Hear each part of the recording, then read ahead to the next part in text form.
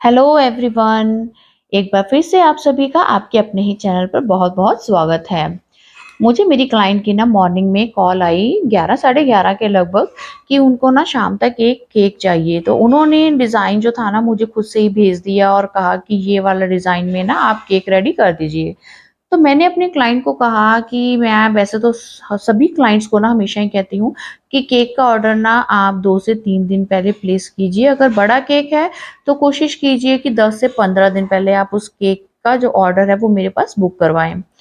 तो ये क्लाइंट ने डिज़ाइन भेजा और जो था उन्होंने कहा शाम तक बनाइए। कई बार क्या होता है ना कि हमारे पास उस केक से रिलेटेड ना कोई सामान नहीं अवेलेबल होता, तो उस चक्कर में ना अगर क्लाइंट नहीं मानता तो हमारे हाथ से ना ऑर्डर जाने का भी डर होता है। बट कई क्लाइंट अच्छे होते हैं, वो एडजस्ट कर भी लेते हैं जब उनको पता है कि वो लास्ट मिनट पर ऑर्डर प्लेस कर रहे हैं, तो वो डिज़ाइन में थोड़ी बहुत चेंजेज़ एक्सेप्ट कर भी लेते हैं। बट मेरी इस क्लाइंट का जो डिज़ाइन था ना, उसमें कुछ ऐसा ज़्यादा तामझाम नहीं था करना मुझे, सिंपल सा ही डिज़ाइन था और उसके रिलेटेड सारा सामान मेरे पास उस टाइम अवेलेबल था, सो मैंने ऑर्डर ना एक्सेप्ट कर लिया। अब ये जो ऑर्डर है ना, ये 1 केजी केक का ऑर्डर था और इसको बेक करने के लिए मैंने 300 ग्राम प्रीमिक्स लिया और 6 इंच के टिन में मैंने ये स्पॉन्ज रेडी किया है। फिर आपने देखा कि स्पॉन्ज जो है ना अभी मेरा प्रॉपर ठंडा भी नहीं हुआ था, बट साथ के साथ ही ना मैंने इसको 4 स्लाइसेस में कट करके ना अलग-अलग प्लेट में डालकर रख दिया, ताकि इसमें से थोड़ी-सी जो है वो हीट निकल जाए और मेरे स्पॉन्ज की लेयर्स जो हैं वो जल्दी ठंडी हो जाएँ। अब इस केक की जो फिलिंग है वो मुझे करनी थी फ्रेश फ्रूट के साथ में। सो इसके लिए यहाँ पर मैंने 200 ग्राम सीज़नल फ्रेश फ्रूट लिया है इस केक में फिल करने के लिए और जो क्रीम है आज मैंने 350 से 400 एमएल के बीच में कुछ क्रीम जो है ना वो व्हिप की है, क्योंकि डिज़ाइन के अकॉर्डिंग मुझे लग रहा था कि हो सकता है कि कुछ ज़्यादा क्रीम का यूज़ भी हो जाए। सो थोड़ी-सी मैंने एक्स्ट्रा क्रीम ही व्हिप कर ली थी। तो यहाँ पर देखिए सबसे पहले तो मैंने केक की क्रम्ब कोटिंग कर दी है और फिर उसके बाद में जो इसकी फाइनल आइसिंग मुझे करनी थी ना, उसके लिए मुझे ना थोड़ा-सा क्रीम शेड या कहिए कि ऑफ व्हाइट शेड ऐसा कुछ शेड चाहिए था क्रीम में।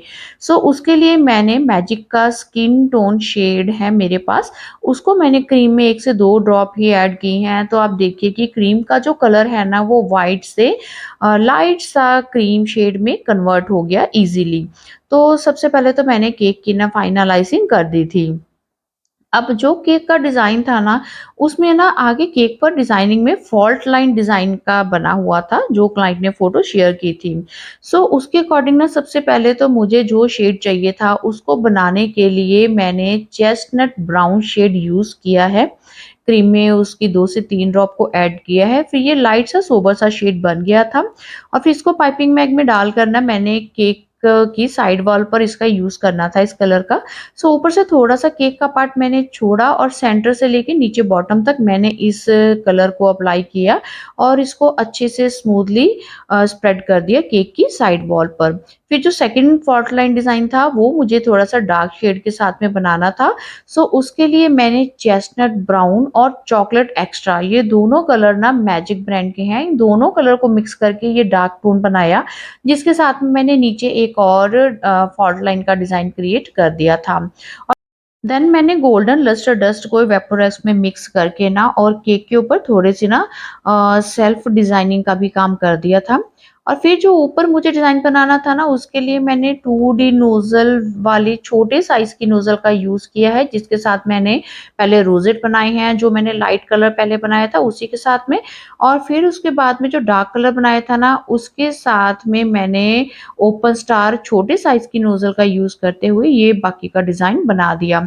और कुछ मैंने ऊपर चॉकलेट्स लगाई हैं जिनको मैंने कि ना कॉपर और गोल्डन कलर के लस्टर डस्ट से कवर कर दिया था और कुछ डाल दिया मैंने स्प्रिंकल। तो इस केक के ऊपर तो करने वाला यही डिज़ाइन था जिसको मैंने टाइम से बना लिया था और क्लाइंट को टाइमली दे भी दिया था बनाकर। क्लाइंट बहुत खुश हुआ था डिज़ाइन देखकर भी और इसका टेस्ट देखकर भी। अब जब मैंने अपने व्हाट्सएप स्टेटस पर ये फ़ोटो डाली थी ना, तो बाकी क्लाइंट्स जो हैं मेरे वो रेगुलर स्टेटस देखते हैं मेरा, तो उन्हीं में से एक क्लाइंट है जिनको ये डिज़ाइन बहुत पसंद आया था। उनको भी हालाँकि ये जो डिज़ाइन केक है ये चाहिए था महीने भर बाद में, बट उन्होंने मुझसे पहले ही कह दिया था कि उनको भी ना अपने हस्बैंड के लिए बर्थडे का केक बनवाना है, तो आप मुझे ना सेम यही डिज़ाइन बनाकर दीजिए। और उन्होंने कहा कि जो आपने उसमें फिलिंग की है फ्रूट, मैंने उनको बताया कि मैंने फ्रूट फिलिंग की है, तो उन्होंने कहा वही सेम फिलिंग आप कर दीजिए, बस ये डिज़ाइन ना मुझे हाफ केजी में चाहिए। तो मैंने बताया कि हाफ केजी में केक की हाइट थोड़ी कम होगी, तो सेम टू सेम डिज़ाइन कई बार नहीं भी बन पाता, कई बार कुछ कलर जो हैं वो डिफरेंट हो जाते हैं। तो उन्होंने कहा कि कोई बात नहीं, आप कोशिश कीजिए कि बिल्कुल ऐसा ही केक मुझे बना कर दीजिए। तो उन्होंने ना पिछले साल भी अपने हस्बैंड के बर्थडे पर जो मैंने पहले डिज़ाइन बनाया था, उन्होंने मेरे इंस्टा के पेज से देखा, उनको वो बहुत पसंद आया, उन्होंने वही मुझसे रिक्रिएट करवाया था। तो इस बार मैं अपना ही ये डिज़ाइन रिक्रिएट कर रही थी अपनी दूसरी क्लाइंट की रिक्वेस्ट पर। तो जो सेम प्रोसेस मैंने पहले वाला केक बनाने में किया था, वही सारा कुछ सेम मैंने इस केक के लिए यूज़ किया है। वही सारे मेरे शेड्स इस केक में मैंने यूज़ किए हैं और वैसा ही डिज़ाइन बनाने की मैंने पूरी कोशिश की है। क्योंकि क्लाइंट जब आपसे कुछ उम्मीद करता है ना, तो हमारी कोशिश होती है कि हम ज़्यादा से ज़्यादा उसको जैसा वो चाहते हैं वैसा डिज़ाइन बनाकर दें। तो जो प्रोसेस मेरा फर्स्ट केक में था, आप देखेंगे साथ के साथ वही सब कुछ इसी में मैंने यूज़ किया है। अब इस वाले डिज़ाइन को या इस केक को बनाने का प्रोसेस मैं दोबारा से रिपीट नहीं करूँगी, नहीं तो आप भी ना बहुत ही बोर हो जाएँगे। तो देखिए, जब हम अच्छा काम करते हैं, क्लाइंट हमारा काम देखते हैं, तो उनके माइंड में भी ना एक डिज़ाइन सेट हो जाता है कि हमारे घर का फंक्शन है, तो हम भी ना सेम ऐसा ही डिज़ाइन अपने घर के लिए बनवाएँगे। तो जब भी आप जो भी काम करते हैं, अपने काम को सोशल मीडिया प्लेटफ़ॉर्म पर ज़रूर दिखाया कीजिए।